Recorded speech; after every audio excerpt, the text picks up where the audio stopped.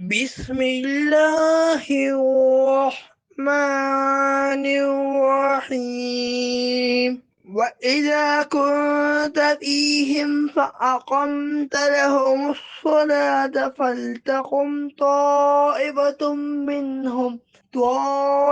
منهم معك وليأخذوا أسلحتهم فإذا سجدوا فليكونوا من ورائكم ولتأت طائفة أخرى لم يصلوا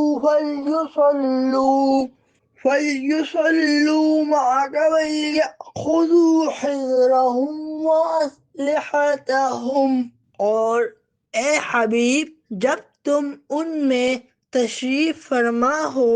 پھر نماز میں ان کی امامت کرو تو چاہیے کہ ان میں سے ایک جماعت ان کی حفاظت کرے، ان میں ایک جماعت تمہارے ساتھ ہو اور وہ اپنے ہتھیار لیے رہیں، پھر جب وہ سجدہ کر لیں تو ہٹ کر تم سے پیچھے ہو جائیں، اور اب دوسری جماعت آئے جو اس وقت نماز میں شریک نہ تھی، اب وہ تمہارے ساتھ نماز پڑھیں، اور انہیں بھی چاہیے کہ اپنی حفاظت کا سامان اور ہتھیار لیے رہیں۔